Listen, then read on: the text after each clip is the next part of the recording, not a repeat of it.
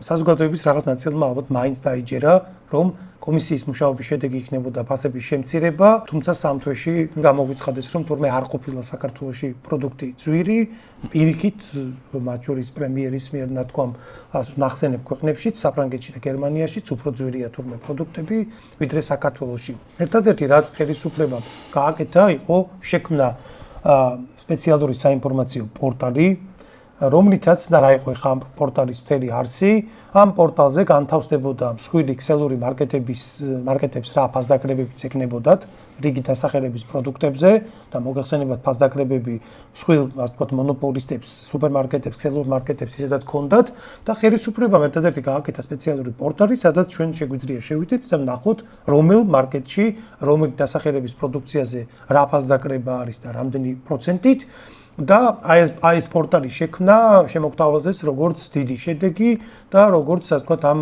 სპეციალური კომისიის მუშაობის შედეგი, რომელიც სახელმწიფო პროპაგანდამ მოგვაწოდა როგორც რაღაცა უპრეცედენტო აქტი და ხელისუფლების მხრიდან მუშაობის შედეგი. მთავრობის ინიციატივით შექმნილ საინფორმაციო პორტალს ახალი ფუნქციონალი დაემატა, ამიერიდან მომხმარებლებს 13 საბაზისო სასურსათო პროდუქტთან ერთად 10 პირველადი მომხმარების არასასურსათო პროდუქტის ფასების შედარებაც შეუძლიათ. პლატფორმაზე წარმოდგენილია 13 უმსხვილესი სავაჭრო ქსელის 477 საუკეთესო შეთავაზება, რაც მომხმარებლებს ყველაზე ხელსაყრელი ფასების მოძიებაში ეხმარება. მთავრობის ინფორმაციით პორტალის ამოქმედებიდან დღემდე საბაზისო სასურსათო პროდუქტების ყველაზე დაბალი ჯამური ღირებულება 15%-ით შემცირდა. ყოველდღიურად პორტალზე წარმოდგენილია დაახლოებით 400-დან 500-მდე საუკეთესო შემოთავაზება 13 სუპერმარკეტის ქსელების მხრიდან, რაც მომხმარებლებს აძლევს საშუალებას ყოველდღიურ რეჟიმში შეადარონ როგორც სასურსათო, ასევე არასასურსათო პროდუქტებზე ფასები სხვადასხვა ქსელურ მარკეტებში და მიიღონ ინფორმირებული გადაწყვეტილება. რაც შეეხება ფასდაკრებებს, ეს ყოველთვის იყო დიდ სუპერმარკეტებს, ქსელურ მარკეტებს ყოველთვის აქვთ ხოლმე პერიოდულად ფასდაკრებები და ხელისუფლება უბრალოდ ამ ფასდაკრებების პორტალი შექმნა, სადაც შეგვიძლია ინფორმაცია მოვიძიოთ. სინამდვილეში რას აკეთებს ამით ხელისუფლება? ამ ტყუილით და რა არის ამ ტყუილის შედეგი, რამდენად მუშაობს ეს ტყუილი ხელისუფლებისთვის სასარგებლო.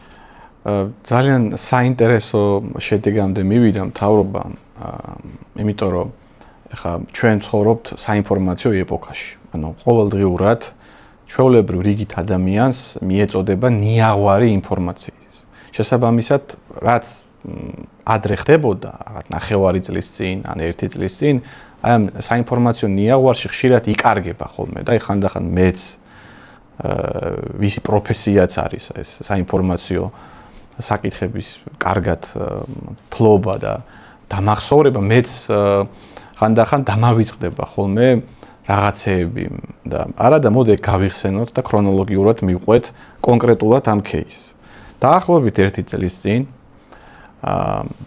გამოვიდა ქვეყნის პრემიერ-მინისტრი და ესეც სხვათა შორის ამ თემაზე სხვადასხვა ჯგუფები, მათ შორის ჩვენ აქტიურობდით, აი მათ შორის ადგილობრივი არჩევნების წინა საარჩევნო კამპანიის პერიოდში ჩვენ ამ თემებზე ვაქტიურობდით, ამ აფთიაქებზე, სასურსათო პროდუქტებზე და ნუ როგორც ჩანს, რაღაც კონტრზომების მიღების კუთხით, აი საინფორმაციო გადაფარვის კუთხით ხელისუფლებამ გადაწყვიტა რაღაც PR კამპანიის აგორება, რომელიც ძალიან პომპეზურად დაიწყო.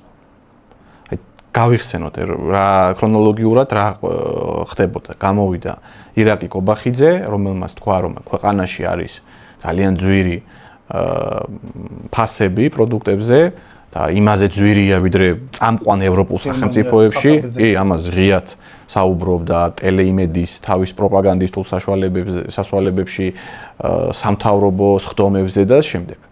მერე იყო რაღაც სპეციალური სახელმწიფო კომისიის ჩამოყალიბების პროცესი, რომელსაც უნდა მოეძია, დაედგინა და გარკვეული პასუხი გაეცა, რატომ არის ჩვენს ქვეყანაში ასე ძვირი პროდუქტებზე ფასები. შემდეგ გავიხსენოთ აი სუსის კი შევიდა ზოგიერთ აი წამყვან ქსელურ მარკეტებში. აი ეგეთი პრეცედენტიც იყო და 1 წლის თავზე ჩვენ ვიღებთ შედეგს. ანუ აი ეს ამ ეპოპეის საბოლოო ფინალი არის შეიქმნა რაღაცა საიტი, სადაც მომხმარებელს შეუძლია ფასდაკლებების ხილვა.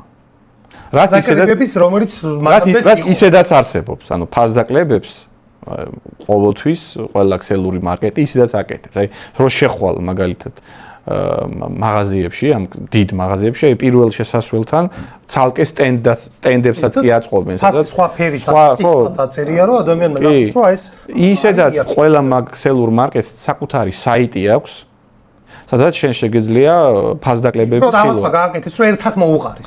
სამფალკე რო არ შეხვიდე, ერთი საიტი, სადაც ყველა ერთად შეგიძლია ნახო. ანუ არ ვიცი, აი ეხლა მე რაც მოვყევი, ეხლა ქრონოლოგიურად რაც ხდებოდა ამ საკითხის გარშემო ერთი წლის განმავლობაში, ეს არის ფაქტი. არაფერი მე არ დამიმატებია, არაფერი ჩემი სუბიექტური შეფასება არ გამიკეთებია. ანუ ამ ყველაფრისთვის აი რეალურად რო ვთქვათ, ხელისუფლებას მადლობა ხალხისგან კი არ ეკუთვნის, ისევე მონოპოლისტებისგან ეკუთვნის, უბრალოდ იმიტომ რომ სამდროს მათ ეხმარებიან, მათ უწევენ მარკეტინგს, რომ ხალხმა უკეთ გაიგოს, სად რა ფასდაკლება. უფრო მეტი რო გაიყიდოს ამ მონოპოლისტურ ქსელურ მარკეტებში. ამიტომ არ ვიცი, ეს ხალხი ამას რატო აკეთებს? ავით დასწინიან მოსახლეობა თუ თავის რაღაცა პროპაგანდაში არ ვიცი გაეხვიunen და თავისივე იმაში განწყობებზე მუშაობენ რომ აი ესე დაირეკოს ადამიანის ტვინში რომ მოისმინა ფონურად რომ აი იდე რაღაცა შეიკრიბა ვინმეს ჯერა დავიჭირო მე რა მაინტერესებს აი პიროვნულ დონეზე რომ დავიყვანოთ ადამიანს რომ მოატყუებ იმ ადამიანის მიმართ შენდამი ჩნდება ნეგატივი. ეს ბუნებრივია, ხო? ადამიანი რომ მოგატყუებს, იმის მიმართ ნეგატიური განწყობა გიჩნდება. ეხლა კმაყოფილი ხო არ იქნები რომ მოგატყუებს, ხო? როგორც მინიმუმ დობას კარგავ. ხელისუფლების ეს ძალიან მოკლე დროში, ნათქვამით ყუვილი. თავიდან რო შექმნეს განწყობა რომ ვაიაფებთ და ხა ვინც არ დაიჩვენ, თავიდან ვერ დაგვიჯერებია და თქვით რომ ყუვილია. ვინც დაიჯერა განსაკუთრებით იმ ადამიანების თვალში ვამბობ, ხო? და სამთვეში რო გაერკვაროთ ყუვილი, არაფერი არ იაფთება პირიქით ლაპარაკის პროცესში, მაგრამ პური გაწვირდა. და რაღაცეები გაწვირდა, ყველაფერი გაწვირდა. ხო? როცა ადამიანს ატყუებ, მისგან იღებ ნეგატივს. როგორც მინიმუმ დობას კარგავ. საინტერესოა ხელისუფლებამ ზიანი თუ მიიღო ამით. ანუ საზოგადოებისგან უკუ რეაქციის სახით, თუნდაც დობის დაკარგვის სახით, მიიღო თუ არა ზიანი. მე ყოველთვის მაინტერესებს, რომ რატო კადრულობს ხელისუფლება, იმიტომ რომ უარესსაც იკადრებს. რატო კადრულობს არ მიკვირს. მე ყოველთვის მაინტერესებს საზოგადოებას აქ თუ არა პოლიტიკური ფასის გადახდევინების უნარი. არა, დაზიანდნენ, იმიტომ რომ მე არ ამგონია ხა ვინმე ისეთი სულელი იყოს, ან ისეთი მიამიტი იყოს, რომელსაც ჯერა ამ სისულელეების, ამ რაღაც ზღაპრების და ცირკების, რასაც ხელისუფლება აწყობს, იმიტომ რომ ეს ისეთი უშუალო საკითხია, რასაც შენ ყოველდღიურად გრძნობ. ეს ხო არ არის რაღაცა ძალიან აბსტრაქტული თემა, რომლის შედარება, ხელით შეხება რთულია და შენ შეგიძლია უბრალოდ ან დაიჯერო, ან არ დაიჯერო. მაგრამ ეს არის საკითხი, რომელსაც შენ ყოველდღიურად ეხები, ხო? შენი ოჯახის, შენი პერსონალური ბიუჯეტის ამბავია, კაცო. და ყოველ თვე ხო ადარებ, ხა შენი ხელფასი ან შემოსავალი არ იზრდება. ძირითადად ეხა საშუალო სტატისტიკური მოქალაქის შემოსავალი იგივეა რაც იყო. მაგრამ ყოველ თვიურად, ყოველწლიურად სულ უფრო და უფრო ნაკლები მსყიდველუნარიანია ეს ადამიანი. ანუ რა გამოდის? გამოდის ის რომ შენ შემოსავალი იგივე რჩება და ინფლაცია და მაღალი ფასები, რომელიც მუდმივად იზრდება, შენ იმ ერთი და იგივე შემოსავალს ჭამს. აქედან გამომდინარე მე არ ამგონია რომ ისეთი სულელი ვინმე იყოს, რომელსაც ჯერა ამ ზღაპრების, რაღაცა ვირტუალური სამყაროს რაღაცა პროპაგანდის, რომელიც რეალურად არ არსებობს და არსებობს მხოლოდ იმედის იმებში რაღაც პროპაგანდისტულ სიუჟეტებში. აქედან გამომდინარე ეს საბოლოო ჯამში კონტრპროდუქტიულია თავად ხელისუფლებისთვის. მეგობრებო, მე ასევე ვთხოვთ რომ კომენტარებში სადაც იწერება რომ თქვენს გამოხატოთ თქვენი პოზიცია ფასებთან დაკავშირებით, რომ ესეც რო ჩანდეს ამ გადაცემაში, ახლა ეს მაინც ინტერნეტში მაუწყებლობთ ჩვენ და დაწერეთ რეალურად ვინმე იგრძენით თუ არა ფასების შემცირება, არ შემცირებულად რა უნდა გეგრძნოთ და ფულის მსყიდველობითი უნარი. არის თუ არა ობიექტურად რეალურად შესაძლებელი, რომ საკვე პროდუქტების ფასები შემცირდეს იმდენად, რომ ხალხმა რაღაც დონეზე ეს იგრძნოს და შეუსუბუქდეს ადამიანებს და თუ შესაძლებელია როგორ, აი რა არის ეგ მექანიზმი, რა შემთხვევაშიც ეგ შესაძლებელი იქნება და არ აკეთებს ხელისუფლება. კი ბატონო, ეგეც სწორია, ეხლა ერთია კრიტიკა და მეორეა გამოსავალი წვაჩვენა. კრიტიკებთ რატო? ეხლა თავზე მოძალა არ არის და თუ არავის არ შეუძლია, მაშინ უნდა დავანებოთ თავი. კი ბატონო.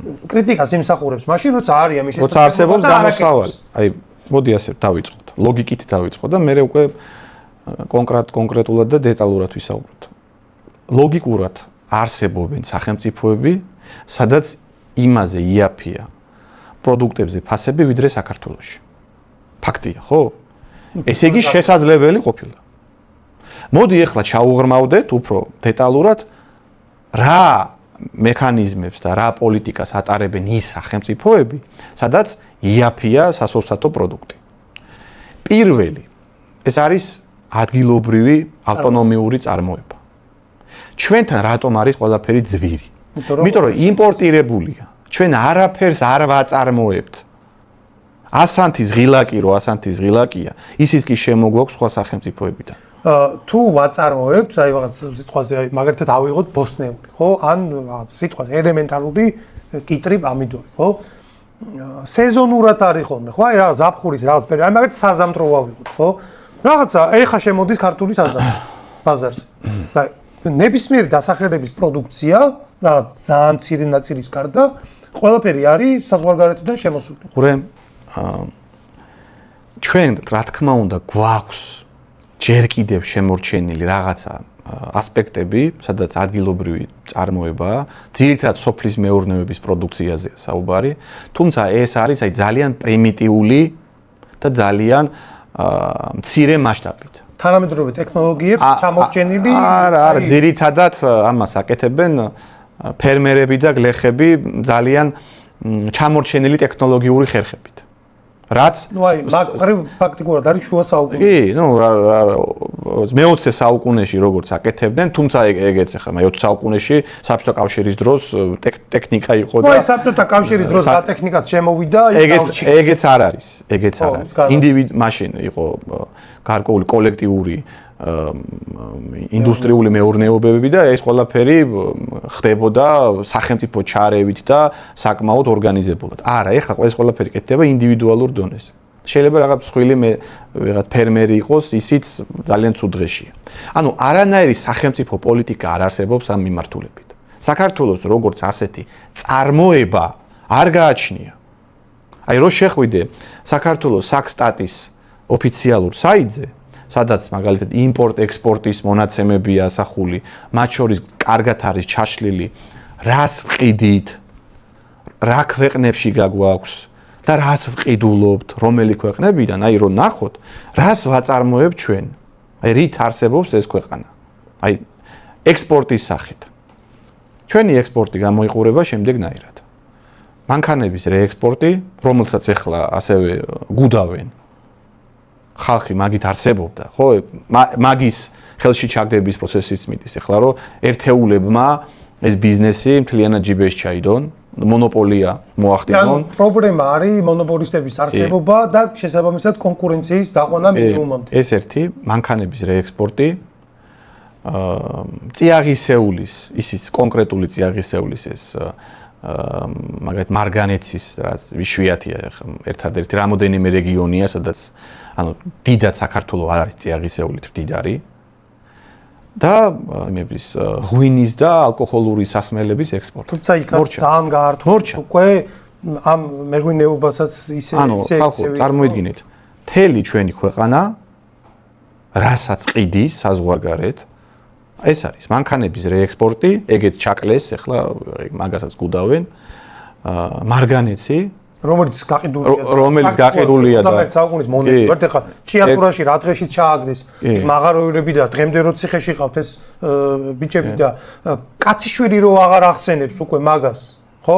თავისუფლება ამას, თავისუფლება იმას პირზე რო აკერია და მართლა უდანაშაულო ხალხი რო ციხეში ყავთ დღემდე და ვინც გარეთ არის იმისთვისაც ძიმე განაჩენი აქვს გამოტანილი, იმიტომ რომ ადამიანს რო ულუკმაპუროდ დატოვებ, გინ გარეთ ყოფილ ხარ და გინ ციხეში, ხო? მაგ მდგომარეობაში რო არის, ეგ არის ამ ხელისუფლების სამართალი. კი ბატონო, და რაღაც ალკოჰოლური სასმელი, მინერალური სასმელი, ლიმონადი, მურჩა. ეხლა რა გიკვირთ, ანუ ქვეყანა რომელიც არაფერს არ აწარმოებს და სამჯერ მეც ყიდულობს ვიდრე ყიდის, ანუ ჩვენ ექსპორტ-იმპორტის სალდო გვაქვს 3-ჯერ უარყოფითი. წარმოიდგინე, დაახლოებით 2 მილიარდი დოლარის ექსპორტია პროდუქციის და 6 მილიარდის იმპორტი. სხვათა შორის ვინ ავსებს იმ უარყოფით სალდოს? ჩვენი თანამემამულეები, რომლებიც საზღვარგარეთ არიან გასულები და იქიდან აგზავნიან ფულს. ემიგრანტები, რომლებსაც ხელისუფლება უთხრა, რომ თქვენი ევროები და დოლარები გვინდა, მაგრამ ხელისუფლება აღარ ჭირდება. შეუძლია ეგ ამბავი. ეხლა რა უნდა გაგიკვირდეს? ქვეყანას, რომელსაც არ აქვს წარმოება, რომელსაც არ აქვს ინდუსტრია, არაფერს არ ქმნის, არაფერი არ არის შექმნილი, დოვლაც არ ქმნის. ცხადია, იქ ყველაფერი იქნება იმპორტირებული, ყველაფერი იქნება შემოტანილი და შესაბამისად ყველაფერი იქნება ძვირი. ძალიან მარტივია. აქ თავიდან ველოსიპედის გამოგონება არ არის საჭირო. ეს ყველაფერი გადაღეჭილია და ყველა მინიმალური ცოდნის მქონე ეკონომისტიც კი ამას დაგიდასტურებს, რომ სახელმწიფო, რომელიც თვითონ არაფერს არ აწარმოებს, იქ ცხოვრება არის ძვირი. უყურე ახლა კიდევ ამას რა ემატება? იმ საკითხს, რომ ყველაფერი იმპორტირებულია და ადგილობრივი წარმოება არ აქვს. პარალელურად ჩვენ გვაქვს არანორმალურად მაღალი იმიგრაცია. ჩამოდიან უცხო ქვეყნის მოქალაქეები, რომლებიც აქ კომპაქტურად გვისახდებიან. მთელი სამშენებლო დეველოპერული დარგი ამაზეა მორგებული, რომ ეს უცხო ქვეყნის მოქალაქეები აქ ჩამოვიდნენ, ბინები იყიდონ. ხდება უძრავი ქონების ფასების არანორმალურად ზრდა, ანუ ადგილობრივი მოქალაქე პრაქტიკულად ვერ ყიდულობს საკუთარ ქვეყანაში უძრავ ქონებას, იმიტომ რომ მთლიანად გარე მყიდველზეა გადატანილი აქცენტი და ჩვენ ვიღებთ მოცემულობა, ჩვენ ვიღებთ ქვეყანას საბოლოო ჯამში, სადაც სამსახური არ არსებობს, პროდუქციაზე ფასები არის ძალიან ძვირი და პლუს საცხოვრებელ სივრცეს ვერ იყიდი, ვერასოდეს. საშუალო სტატისტიკური მოქალაქე ვერასოდეს ვერ დააგროვებს იმდენ ფულს, რომ საცხოვრებელი რაღაცა სივრცე იყიდოს. ანუ ფუნდამენტალურ დონეზე, ჩვენთან, სახელმწიფოს ფუნდამენტურ დონეზე არასწორი საბაზისო საწყისებზე დგას.